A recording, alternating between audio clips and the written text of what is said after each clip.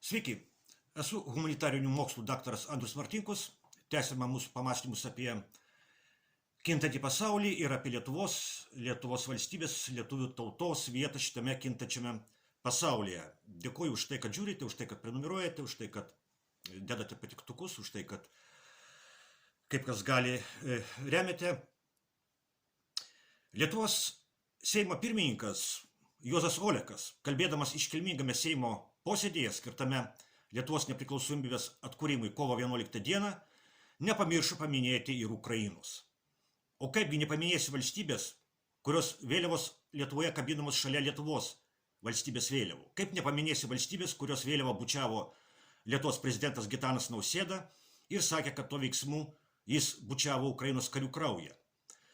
Savo kalboje Olekas sugretino dabartinę Ukrainos kovą su Lietuvos kova atkuriant nepriklausomybę. Olekas pasakė, kad Ukrainos žmonės gina tai, ką Lietuva gynė prieš kelis dešimtmečius. Ir iš tikrųjų, gali tai pasirodyti keista, bet iš tikrųjų Oleko žodžiai atitinka tikrovę. Bet ta tikrovė yra ne tai, ką norėjo pasakyti Olekas, ne tai, ką apie Ukrainos karą skelbia Lietuvos režimo propaganda. Olekas ir Lietuvos režimo propaganda skelbia, kad Ukraina dabar, kaip ir Lietuva anuomet, kovoja už laisvę. Lietuvos režimo propaganda taip ir skelbia, kad Ukraina kovoja ne tik už save, bet ir už Lietuvą ir už visą civilizuotą pasaulį. Bet tiesa yra kita. Ukraina kariauja už tą pasaulį, kuris atsirado 1991 metų pabaigoje, kai žlugo Tarybų socialistinių respublikų sąjunga. Ukraina kariauja už pasaulio tvarką, kurios išvakarėse buvo paskelbta Lietuvos nepriklausomybė, tiksliau buvo paskelbtas Lietuvos nepriklausomybės atkūrimas 1990 metų kovo 11 dieną. Karas Ukrainoje yra pabaigoje tos istorinės epochos, kurios pradžioje yra Lietuvos nepriklausomybės paskelbimas 1990 metų kovo 11 dieną. Dabartinis Seimo pirmininkas, socialdemokratas Juozas Olekas, yra aktyvus Lietuvos politinio gyvenimo dalyvis nuo pat Lietuvos nepriklausomybės atkūrimo. Pažiūrėkime, ką apie Juozą Oleką rašo lietuviška Wikipedija. Jis buvo pirmasis Lietuvos sveikatos apsaugos ministras iš karto po 1990 metų kovo 11-osios.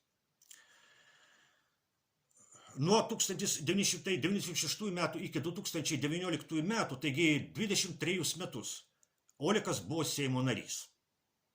Per tą laikotarpį vėl buvo sveikatos apsaugos ministrų ir net 2 kartus krašto apsaugos ministrų. Aišku, tuo metu, kai valdžioje buvo socialdemokratai. Buvo išrinktas į Europos parlamentą nuo socialdemokratų 2019 metais. Ir dabar yra Oleko politinės biografijos viršūnė. Jis yra Lietuvos Respublikos Seimo pirmininkas. Teisybės dėlei reikia pasakyti, kad Olekas nė kartų nebuvo perbėgęs iš partijos į kitą partiją. Jis visada buvo ištikimas socialdemokratas. Kai socialdemokratas Olekas pirmą kartą vadovavo sveikatos apsaugos ministerijai iš karto po Lietuvos nepriklausomybės atkūrimo, Lietuvoje gyveno 3 700 000 žmonių. Kai socialdemokratas Olekas tapo Lietuvos Respublikos Seimo pirmininku, Lietuvoje beliko 2 800 000 žmonių pagal oficialią statistiką. Trečdalio žmonių neteko Lietuva, kai socialdemokratas Olekas aktyviai dalyvavo Lietuvos politinėme gyvenime. Taigi Oleko politinė biografija yra įspūdinga. O pažiūrėkime, kas dar rašoma apie Oleką lietuviškoje Wikipedijoje. Po biografijos straipsnėje apie Oleką yra skirelis pavadintas Kita veikla. Jame tik 2 sakiniai. 1999 metų greitkelyje Kaunas Vilnius mirtinai sužalojo 2 pėsčiuosius, tačiau atsakomybės pavyko išvengti. 2003 metais pritarė antikonstituciniam Alytaus gamyklos privatizavimui.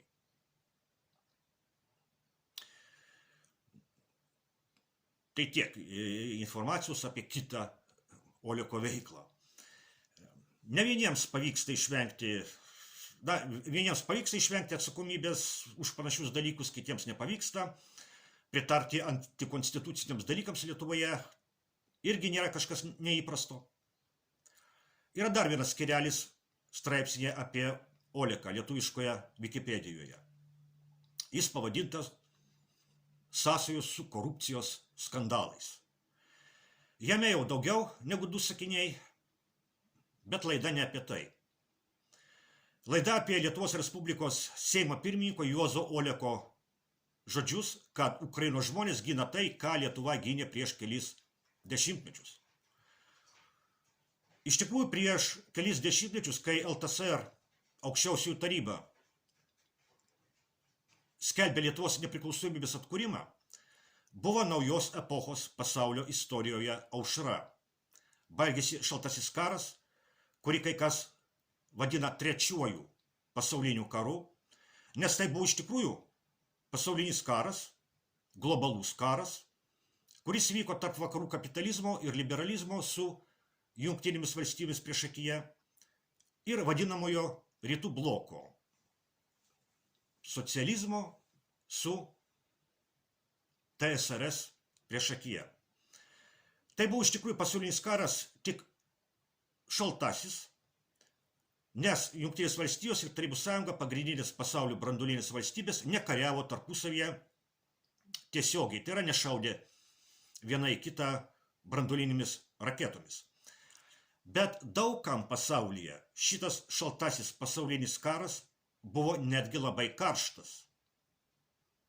Trečiajame šaltajame pasaulinėme kare žuvo milijonai žmonių. Nes Jungtinės valstijos ir Tarybų sąjunga kariavo netiesiogiai, bet per tarpininkus kitų valstybių teritorijose. Jungtinės valstijos ir Tarybų sąjunga kariavo Korėjoje, Vietname, Afganistane, daug kur Lotynų Amerikoje, daug kur Afrikoje. Ir šiandien yra Šiaurės Korėja ir Pietų Korėja. Tai trečiojo pasaulinio karo, to šaltojo karo palikimas. Karo, kuris vadinamas šaltuoju, bet kuris Korėjai, Vietnamui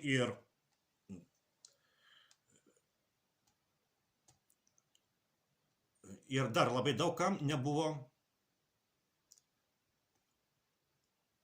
šaltas karas, o buvo tikrai prasme karštas karas, kuriame liejosi kraujas. Ir šito trečiojo pasaulinio karo, šaltojo karo pabaigoje LTSR aukščiausioji taryba 1990 m. kovo 11 d. paskelbė Lietuvos nepriklausomybės atkūrimą. Praėjusiame amžiuje, 20-ame amžiuje, Lietuvos valstybingumas patiria savo esminės transformacijas, savo esminius pokyčius didžiųjų geopolitinių sukrėtimų metu, tai yra būtent pasaulinių karų metu. Pirmojo pasaulinio karo pabaigoje 1918 m. vasario 16 d. paskelbiamas Lietuvos valstybės atkūrimas. Vasario 16-osios Lietuvos valstybė žūsta antrojo pasaulinio karo metu 1940 m. vasarą. Bet Lietuvos valstybingumas visiškai neišnyksta, jis ir toliau egzistuoja Lietuvos tarybų socialistinės respublikos pavidalu. Ir tik nacistinės Vokietijos okupacijos metais, nuo 1941 m. vasaros iki 1944 m. vasaros, tai yra 3 metus, Lietuvos valstybingumo apskritai visiškai nėra. Tai čia yra skirtumas didelis tarp tarybinės, kaip vadinama, okupacijos, sovietinės okupacijos ir nacistinės okupacijos, nes nacių okupacijos metais Lietuvos valstybingumo nebuvo apskritai ir jis ir neatsirastų. Lietuva paprasčiausiai išnyktų, jeigu laimėtų Hitleris. O LTSR, Lietuvos Tarybų Socialistinė Respublika, tai buvo Lietuvos valstybingumo forma, taip, tai nebuvo nepriklausoma valstybė, bet tai buvo Lietuvos valstybingumo forma ir šitos LTSR aukščiausiosios tarybos deputatai paskelbė Lietuvos nepriklausomybės atkūrimą. Būtent 1990 m. kovo 11 d. yra atkuriama Lietuvos nepriklausomybė, nes Lietuva ir taip egzistavo. Lietuvos Tarybų Socialistinės Respublikos forma. Taigi šaltajame kare nugalėjo vakarų kapitalizmas ir liberalizmas su Jungtinėmis valstijomis priešakyje, prasidėjo unikali pasaulio istorijoje epocha, prasidėjo vadinamasis vienpolis pasaulis, kai pasaulyje yra vienas pagrindinis galios centras, kuris neturi rimto konkurento. Šaltojo karo metu egzistavo dvipolis pasaulis, kai konkuravo dvi ideologinės ir ekonominės sistemos, vadovaujamas dviejų supervalstybių – Jungtinių valstijų ir Tarybų sąjungos. Po TSRS žlugimo liko vienintelė supervalstybė, pasaulio policininkas, Jungtinės Amerikos valstijos, kurios darė pasaulyje, ką nori. Kur norėjo ėjo, ką norėjo bombardavo, kur norėjo keitė valdžias. Vienpolis pasaulis buvo, aišku, nenatūrali pasaulio būsena. Niekada pasaulyje nebuvo tokios būsenos, kurie atsirado žlugus TSRS. Niekada pasaulyje nebuvo tokios situacijos, kai būtų viena supervalstybė, kuri faktiškai valdytų visą pasaulį. Todėl buvo tik laiko klausimas, kada tas vienpolis pasaulis su Jungtinėmis Amerikos valstijomis, kaip pasaulinių hegemonų, pasaulinių viešpačių, prieis liepto galą. Ir dabar mes esame būtent tokiame istorinėme procese, tokiame istorinėme virsme.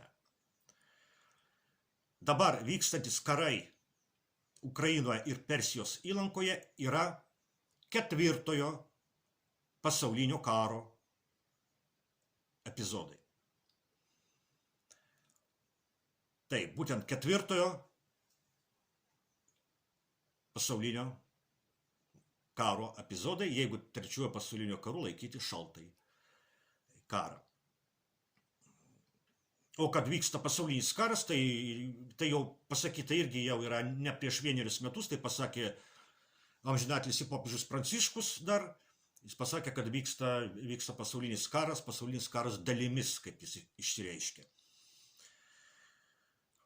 Taigi ketvirtajame pasaulinėme kare vienpolė pasaulio tvarka, atsiradusi žlugus TSRS, kaunasi su nauja gimstančia daugiapolė pasaulio tvarka. Ukrainoje vakarų globalistai savo pinigais ir ginklais, bet Ukrainos rankomis ir krauju kariauja su Rusija. Karas Ukrainoje prasidėjo tuo metu, kai globalistai visiškai kontroliavo Jungtinės valstijas, kai Jungtinės valstijas valdė Demokratų partija su prezidentu Bidenu priešakyje, valdant dabartiniam Jungtinių valstijų prezidentui Trumpui, padėtis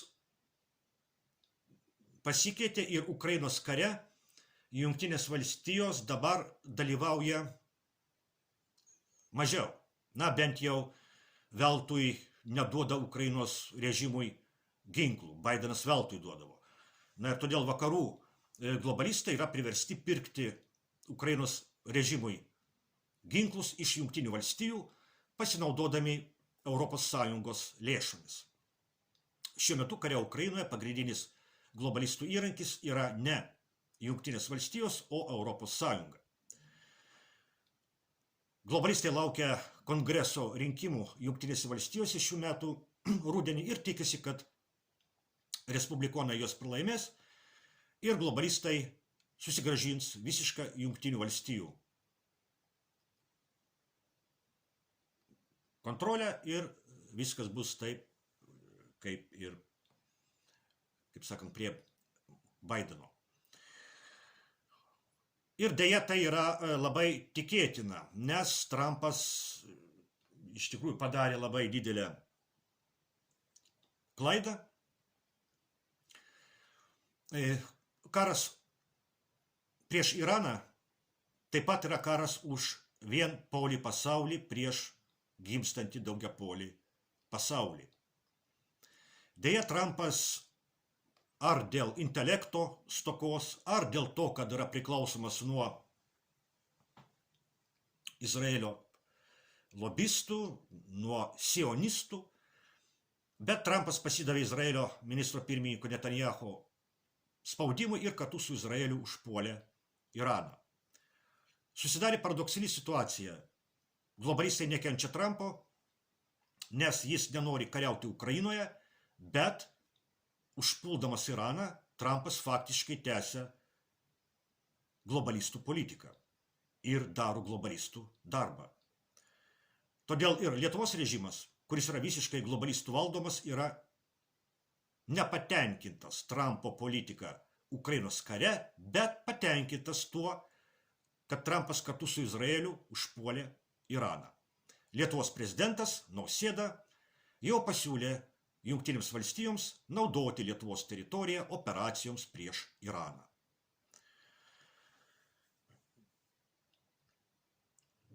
Lietuvos Respublikos Seimo pirmininkas Juozas Olekas yra socialdemokratas, bet jis yra tipiškas globalistinio neoliberalaus Lietuvos režimo atstovas. Lietuvoje šitas režimas ir jo politinė pasaulėžiūra liaudiškai vadinama landsbergizmu. 2014 m. vasario mėnesį įvykusių valstybės perversmų Ukrainoje išvakarėse Vytautas Landsbergis Kijeve rusiškai ragino minią sukurti Maidaną visoje Ukrainoje. 2026 m. kovo 11 d. Seimo pirmininko Oleko pasakyti žodžiai apie tai, kad Ukrainos žmonės gina tai, ką Lietuva gynė prieš kelis dešimtmečius, yra iš tos pačios landsbergizmo operos.